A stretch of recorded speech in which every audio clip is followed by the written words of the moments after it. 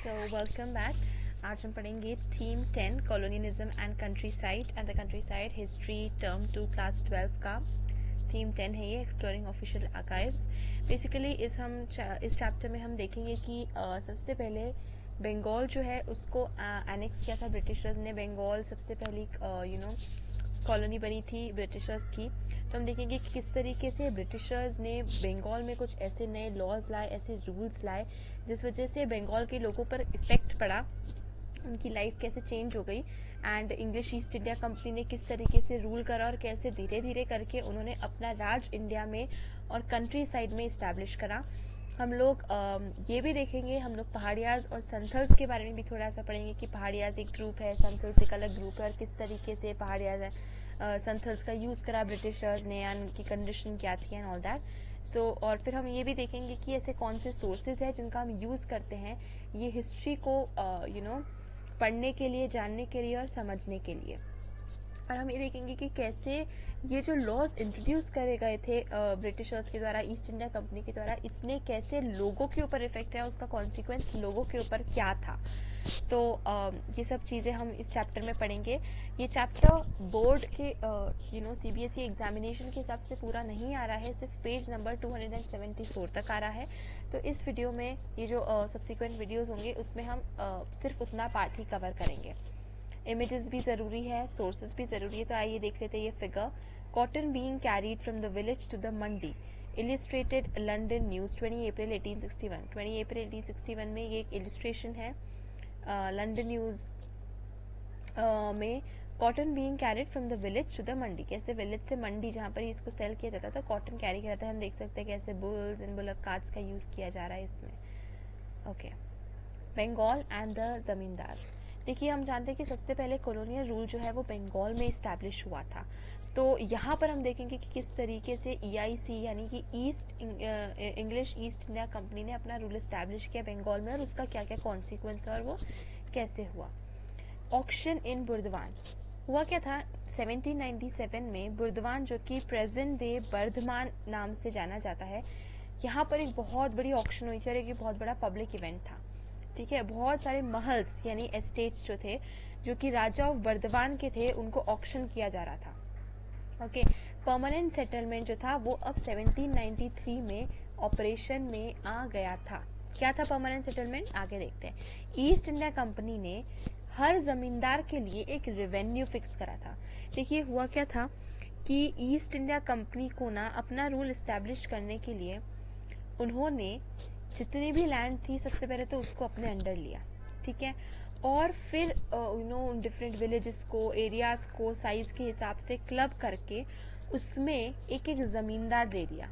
ठीक है, उस ज़मींदार का काम था कि वो उन विलेजेस से रेवेन्यू कलेक्ट करेगा और उस रेवेन्यू का एक फिक्स पार्ट, मतलब वो इतना फिक्स रेवेन्यू उनको ब्रिटिशर्स को देना है। ठीक है, और जो ज़मींदार, जो एस्टेट्स, मतलब ज़मींदार के अंदर ही जितना एरिया था उनको एस्टेट्स कहते थे। वो एस्टेट्स अलग अलग था, उनके साइज़ अलग थे, रेशियो अलग था। तो उन जो एस्टेट्स रेवेन्यू नहीं दे पा रहे थे, मतलब जो ज़मींदार फेल हो गए थे रेवेन्यू देने में, फिर उनकी जितनी भी एस्टेट्स जो उनके अंडर थी उसको ऑक्शन कर दिया जाता था जिससे रेवेन्यू को रिकवर कर सके। ठीक है, तो क्योंकि राजा ऑफ बुर्दवान जो था वो अपना रेवेन्यू नहीं दे पाया था, तो इसलिए उसका जितना भी एरिया है, जो भी एस्टेट है, उसको ऑक्शन किया जा रहा था। बहुत सारे परचेजर्स आए थे इस ऑक्शन में, बिडिंग करी थी, उन्होंने खरीदा था। लेकिन एक ट्विस्ट बहुत जल्दी यहाँ पर पता चला। क्या ट्विस्ट था वो? ट्विस्ट ये था कि जितने भी लोगों ने ऑक्शन में खरीदा था उसमें से 95% सेल जो था वो फिक्शियस था, झूठा था। झूठा था मतलब कैसे? लोगों ने खरीदा, बेचा गया प्रॉपर्टी, फिर झूठा कैसे था? देखिए, झूठा बनावटी ऐसे था कि वो खरीदने वाले राजा के ही आदमी थे। राजा ने ही अपने एजेंट्स को भेजा था इस ऑक्शन में बिडिंग करने के लिए, और उन एजेंट्स ने हाईएस्ट बिडिंग करके और उस एस्टेट को या उस प्रॉपर्टी को खरीद लिया था।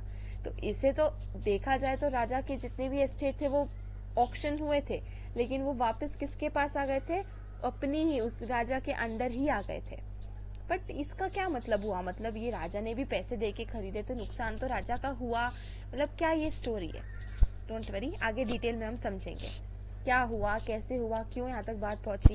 पहले ये फिगर देख लेते हैं। ये बर्दवान राजा का ये सिटी पैलेस है, डायमंड हार्बर रोड पर, कैलकाटा।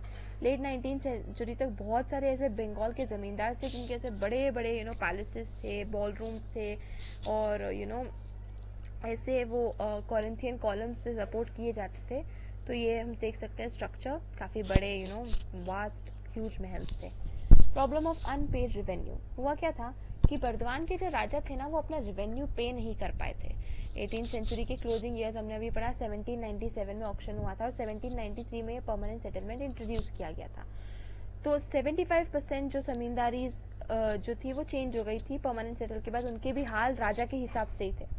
अभी क्या था परमानेंट सेटलमेंट? देखिए, परमानेंट सेटलमेंट एक ऐसा अग्रीमेंट था जिससे ब्रिटिशर्स को ये लग रहा था कि वो अब अपना रेवेन्यू, उनके पास एक इनकम हो जाएगा, सोर्स हो जाएगा इनकम के लिए, फाइनेंस के लिए। तो क्या था ये परमानेंट सेटलमेंट?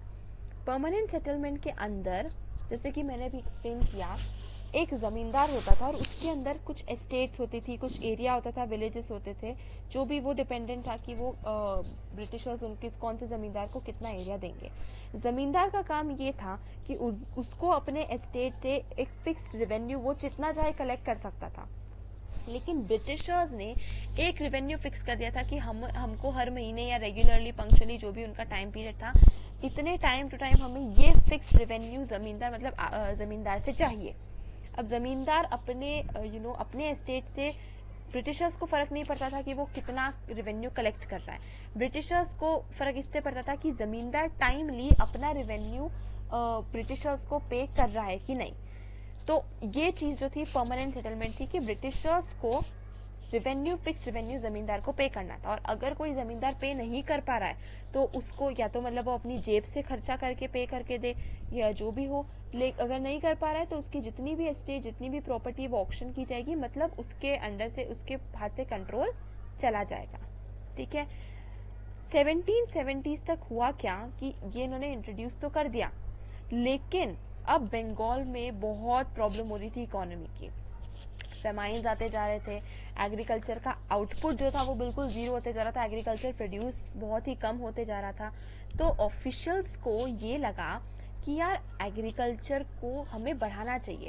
ये कैसे, मतलब परमानेंट सेटलमेंट कैसे 1793 में आया, हम उसकी बैक स्टोरी पढ़ रहे हैं। तो 1770s तक हम जानते हैं कि east India company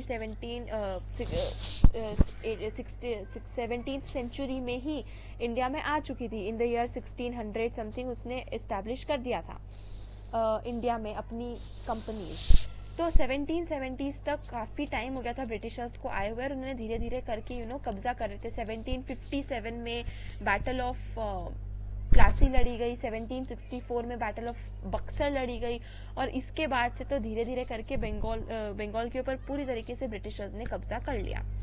Siraj-ud-Daulah and nawabs को हटा दिया एंड ऑल दैट। और अगर कोई रूलर रखा भी तो वो पपेट्री रूलर था उनका, जो ब्रिटिशर्स के कहने पे ही सब कुछ करता था। 1770s तक हुआ ये कि बंगाल की जो आउटपुट आ रहा था, इकोनॉमी बिल्कुल डेविस्टेट होने लग गई, फेमाइन्स बहुत ज़्यादा होने लग गए, एग्रीकल्चर प्रोड्यूस बिल्कुल नहीं हो पा रहा था। तो ब्रिटिशर्स ने सोचा कि एक तरीका निकालते हैं जिससे हम एग्रीकल्चर को वापस अप टू द मार्क ले आए। उन्होंने ये सोचा कि हमें एग्रीकल्चर में इन्वेस्टमेंट करना चाहिए।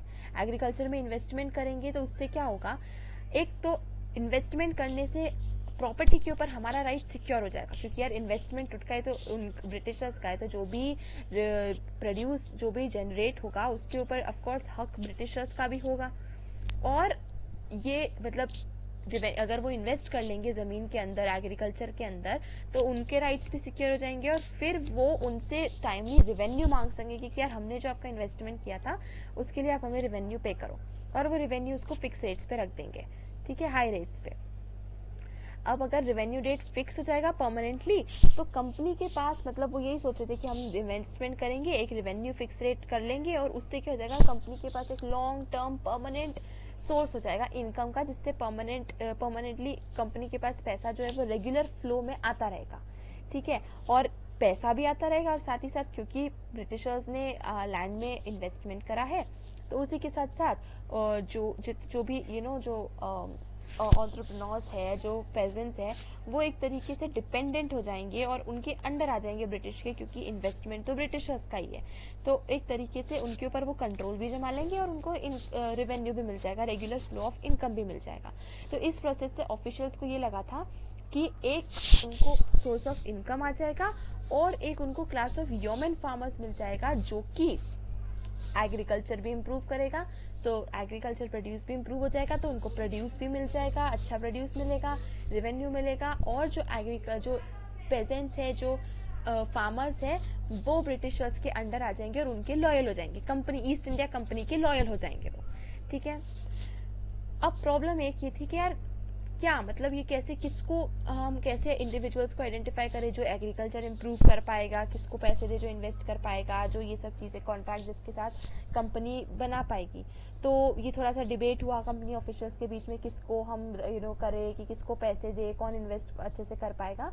उसके बाद ये हुआ कि परमानेंट सेटलमेंट जो है, जो ये अग्रीमेंट, जो कॉन्ट्रैक्ट है कि हम इन्वेस्ट करेंगे, आप रेवेन्यू देना, ये किया जाएगा राजास और तालुकदार्स के साथ, बंगाल के। ठीक है। अब उनको जमींदार कहा जाता था, राजा जो जमींदार, और जमींदार मतलब उनको अब एक फिक्स रेवेन्यू देना है। ठीक है। फिक्स रेवेन्यू ब्रिटिशर्स को देना है, जो कि कंटिन्यूटी में डिमांड जो ब्रिटिशर्स की फिक्स की जाएगी वो लंबे समय तक उनको देना है। और देखा जाए तो डेफिनेशन में जमींदार जो था वो लैंड ओनर ही था। देखा जाए तो नाम से जमींदार मतलब जमीन का मालिक, लेकिन एक्चुअल में वो सिर्फ अब इस परमानेंट सेटलमेंट के अग्रीमेंट के बाद सिर्फ एक कलेक्टर रह गया था। मतलब जमींदार की अब इतनी पोजीशन और पावर थी कि उसको बस पेजेंट से रेवेन्यू कलेक्ट करना है और फिक्स रेवेन्यू उसको ब्रिटिशर्स मतलब कंपनी को देना है, ईआईसी को देना है। तो अब जमींदार मालिक नहीं बचा था, अब वो कलेक्टर बन गया था अपने एस्टेट का। ठीक है। अब जमींदार के अलग अलग जमींदार होते थे, और कभी कुछ कुछ जमींदार के अंदर तो कम 400 तक विलेजेस हुआ करते थे। ठीक है। तो कंपनी कैलकुलेशन में एक जमींदारी जो है, मतलब एक जमींदार के अंदर जितना एरिया है वो एक रेवेन्यू एस्टेट था। समझ रहे हो? एक जमींदार है, उसके अंडर सपोज 100 विलेजेस है, तो वो 100 विलेजेस पूरा एक जमींदार के अंदर जो है, वो एक जमींदार के अंदर का पूरे 100 विलेजेस एक रेवेन्यू एस्टेट है। कोई जमींदार के अंदर 400 विलेजेस है, किसी के अंडर 200 विलेजेस है, किसी के अंडर 150, अलग अलग ये डिफर कर सकता है। मैं एक हाइपोथेटिकल नंबर बता रही हूँ। ठीक है। तो वो 1 रेवेन्यू एस्टेट हो गया, और उन्होंने फिक्स करा था कि यार इस रेवेन्यू एस्टेट से उनको इतना रेवेन्यू, इतना पैसा मिलेगा इस रेवेन्यू एस्टेट से, क्योंकि वो रेवेन्यू एस्टेट्स की साइज डिफर करती थी। अब जो 400 विलेजेस है उससे रेवेन्यू एस्टेट ज्यादा आएगा एज कम्पेयर टू 100 विलेजेस वाला रेवेन्यू एस्टेट। तो उन्होंने वो फिक्स कर रखी थी, ये रेवेन्यू एस्टेट के अंदर इतने विलेजेस है तो इससे हमें इतना एस्टेट मिलेगा, और वो उन्होंने जमींदार के लिए फिक्स कर रखा था और कॉन्ट्रैक्ट बना लिया था कि जमींदार को इतना रेवेन्यू पे करना है। तो जमींदार उस विलेजेस से अपना रेवेन्यू कलेक्ट करता था, फिर वो कंपनी को पे कर देता था, और जितना भी वो कलेक्ट करा, सपोज मैं एक हाइपोथेटिकल सिचुएशन बता रही हूँ, जमींदार के ऊपर था वो कितना कलेक्ट कर रहा है। जमींदार ने टोटल समझ लो 100 विलेजेस से 100 रुपए कलेक्ट करे, और कंपनी के साथ उसका अग्रीमेंट ये है कि उसको 80 रुपीज रेवेन्यू देना है, जो भी उनका टाइम पीरियड जिसमें भी मंथली वीकली जो भी था। तो भाई जमींदार ने 100 रुपए कलेक्ट करे क्योंकि प्रोड्यूस अच्छा आया, 80 रुपीज उसने दे दिए और 20 रुपीज उसने खुद रख लिए। तो इस तरीके से जमींदार भी खुश। ये ब्रिटिशर्स को लग रहा था कि जमींदार को भी पैसे मिल जाएंगे तो वो भी खुश, वो ब्रिटिशर के अंडर भी आ जाएगा, लॉयल भी हो जाएगा उससे, सारे जो लैंड ओनर है वो भी उसके अंडर आ जाएंगे, लैंड भी उनके अंदर आ जाएंगे, प्रोड्यूस भी अच्छा मिल जाएगा, कंपनी के पास सोर्स ऑफ इनकम भी मिल जाएगा। ठीक है। कभी कभी ऐसा भी हो सकता था कि भाई करना उनको 80 रुपीज था, क्योंकि प्रोड्यूस इतना अच्छा नहीं हो पाया तो जमींदार 70 रुपीज ही कलेक्ट कर पाया। तो ऐसे केस में फिर क्योंकि पहले जमींदार ने प्रॉफिट कमा लिया था, और क्योंकि उसको अपनी एस्टेट खोना नहीं है, ऑक्शन में नहीं करना है, तो वो 10 रुपए अपनी जेब से भर देगा, क्योंकि पहले उसने एक बार प्रॉफिट कमाया तो उसके पास पैसे है। तो ये सब जो अरेंजमेंट ये ब्रिटिशर्स की थी, मतलब ये ईआईसी ईस्ट इंडिया कंपनी की सोच रखी थी। उन्हें ऐसा लग रहा था कि ये जो ऐसा उन्होंने सोचा ये वैसे ही होगा, लेकिन ऐसा हुआ नहीं। क्यों नहीं हुआ आगे देखते हैं। उसके पहले ये देख लेते हैं, ये चार्ल्स कॉर्नवालिस है, इसको थॉमस गेन्सबरो ने पेंट किया था 1785 में। ये कमांडर था ब्रिटिश फोर्सेस का अमेरिकन वॉर ऑफ इंडिपेंडेंस के टाइम पे, और ये गवर्नर जनरल ऑफ बंगाल था जब परमानेंट सेटलमेंट 1793 में इंट्रोड्यूस किया था। तो चार्ल्स कॉर्नवालिस इंपॉर्टेंट फिगर है, क्योंकि 1793 में जब परमानेंट सेटलमेंट इंट्रोड्यूस किया था तो ये गवर्नर जनरल थे बंगाल के। अब हम देखते हैं कि हमने अभी आगे पढ़ा था कि बुर्दवान के राजा की जो एस्टेट है वो ऑक्शन हो गई। तो भाई ब्रिटिशर्स के हिसाब से तो उन्होंने काफ़ी परफेक्ट प्लान करा था, इन्वेस्टमेंट करा, उन्होंने लैंड में उससे आउटपुट मिला, रेवेन्यू मिला, जमींदार भी खुश, ये भी खुश। तो ऐसा क्यों हुआ? क्यों जमींदार, क्यों बुर्दवान के राजा का सब कुछ ऑक्शन करना पड़ा, उनकी पूरी प्रॉपर्टी, क्यों वो पेमेंट नहीं पर, क्यों और भी 1790s और उसके बाद से क्यों और भी जमींदार अपनी पेमेंट देने में नहीं दे पाए, उसका रीजन क्या था?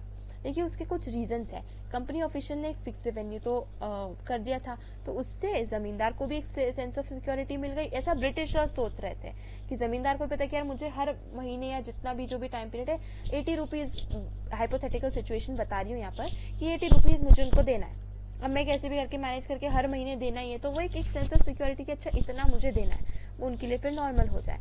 और उनको फिर एनकरेजमेंट भी मिले कि यार मुझे, क्योंकि उनको रेवेन्यू देना है, यार मुझे भी ज़्यादा कमाना है, तो वो भी अपनी तरफ से इन्वेस्ट करेंगे लैंड में, आउटपुट अच्छा आएगा। तो ऐसा भी कि ज़मींदार सोचेगा कि यार मैं ज़्यादा कमा के मेरे को तो इतना ही रेवेन्यू देना है, तो थोड़ा सा मैं रख लूँगा मेरे पास, ऐसा ज़मींदार सोच सकता है। ये सब ना ब्रिटिशर्स के अंदर खिचड़ी पक रही थी कंपनी के दिमाग में। कंपनी ने ये सब सोच रखा था कि ऐसा होगा वैसा होगा, वो भी खुश, ये भी खुश, ये भी खुश, लेकिन ऐसा हुआ नहीं। क्यों नहीं हुआ, इसके रीजन जब हम पढ़ते हैं। पहला रीजन ये था कि इनिशियली जो रेवेन्यू की डिमांड उन्होंने फिक्स करी थी वो ही बहुत बड़ी थी, बहुत आगे थी, ठीक है। क्यों उन्होंने इतनी हाई रेवेन्यू फिक्स करी थी? कंपनी को ऐसा लग रहा था कि यार एक ही बार में ज्यादा रेवेन्यू फिक्स कर दे, क्योंकि आगे जाके जब उसमें एग्रीकल्चर में इन्वेस्टमेंट, एग्रीकल्चर प्रोड्यूस अच्छा होगा, इन्वेस्टमेंट बढ़ेगा, प्रोड्यूस और अच्छा होगा, तो उनकी आउटपुट अच्छी निकलेगी, तो जमींदार तो ज्यादा कमाएगा, तो तब हम बार बार तो रेवेन्यू चेंज कर नहीं पाएंगे, जमींदार ये करने नहीं देंगे। तो एक काम करते हैं, सबसे पहली बार में रेवेन्यू बहुत हाई करके दे देते हैं, ताकि आगे जाके जब प्रॉफिट उनका बढ़ भी जाए तो हमारे इसमें कोई कटौती नहीं, हमें तो उतना बढ़ा हुआ रेवेन्यू मतलब जो मिलता रहे। तो अभी भले ही से एग्रीकल्चर इनपुट कम है, पर अभी तो रेवेन्यू हम ऊपर पे ही फिक्स कर देते हैं, ठीक है। तो कंपनी को लगा था कि आगे जाके जब एग्रीकल्चर प्रोड्यूस बढ़ेगा तब हमें लॉस नहीं होगा। एक सेकेंड रीजन था कि क्यों जमींदार रेवेन्यू पे नहीं कर पाए, क्योंकि 1790s का जब ये टाइम था, जब 93 में ये परमानेंट सेटलमेंट इंट्रोड्यूस हुआ था, तब एग्रीकल्चर प्रोड्यूस बिल्कुल ठप, एग्रीकल्चर प्रोड्यूस ही नहीं कर पा रहा था, ठीक है। तो रायट्स जो थे मतलब जो जिनकी वो एग्रीकल्चर लैंड थी, या जिनको जमींदार को रेवेन्यू पे करना था, भाई वो तो अपनी जमीन पे कुछ उगा ही नहीं पा रहे, उनको तो जमीन से कुछ मिल नहीं रहा, तो वो जमींदार को क्या देंगे? और भाई इनिशियली तो ऑलरेडी 1770s के बाद से 1770 के बाद से ही एग्रीकल्चर प्रोड्यूस तो बहुत कम ही चल रहा है, ऊपर से पहले से उन्होंने ब्रिटिशर्स ने इतना हाई रेवेन्यू फिक्स कर दिया, और 1790s में फिर हालत बिगड़ गए। तो वो इन्वेस्टमेंट के बाद प्रोड्यूस बढ़ेगा ना, इनिशियली तो पहले इन्वेस्टमेंट करेंगे उसके बाद प्रोड्यूस बढ़ेगा, इनिशियली तो प्रोड्यूस जो था वो कम ही था। तो अब रायट्स जमींदार को दे नहीं पा रहे, क्योंकि रायट्स खुद कमा नहीं पा रहे, तो इस तरीके से जमींदार कहाँ से देंगे? भाई ब्रिटिशर्स ने ये जो कंपनी ने अरेंजमेंट देखा था कि जमींदार आगे से अपनी जेब से पे कर देगा, तो वो तो तब कर पाएगा ना जब पहले उसको प्रॉफिट मिलेगा। पहली बार में जमींदार को प्रॉफिट नहीं मिल रहा है, क्योंकि रायट्स पहली बार में ही नहीं पे कर पा रहे, सबसे पहले जो इंट्रोड्यूस हुआ है। ये एक रीजन था। एक रीजन ये था कि रेवेन्यू बिल्कुल उन्होंने फिक्स करके रख दिया था, पत्थर की लकीर टाइप उन्होंने बना के रख दिया कि चाहे हार्वेस्ट कैसी भी आए, आपका एग्रीकल्चर प्रोड्यूस फेल हो जाए, बहुत अच्छा है, बहुत सक्सेस मिले, आपको तो रेवेन्यू देना ही है और इतने ही टाइम पे देना है। उन्होंने एक सनसेट लॉ बना लिया था, जिसमें कि एक डेट के सनसेट के पहले पहले अगर रेवेन्यू नहीं आया तो भाई जमींदारी पूरी ऑक्शन कर दी जाएगी।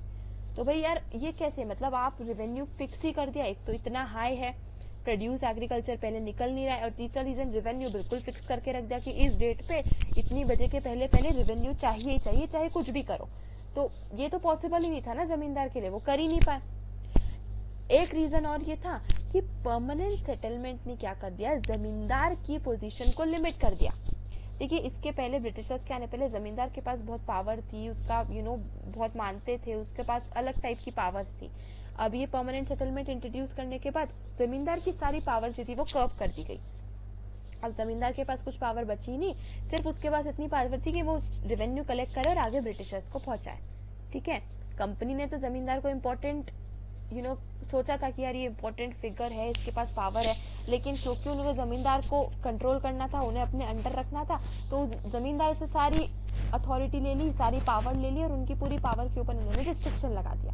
तो जमींदार के पास पहले ट्रूप्स रहती थी, उनकी खुद में आर्मी रहती थी, वो ब्रिटिशर्स ने, वो कंपनी ने हटा दी। जमींदार पहले कस्टम ड्यूटीज अपने लिए लेते थे, वो हटा दी, अब उनको ब्रिटिशर्स को रेवेन्यू देना है।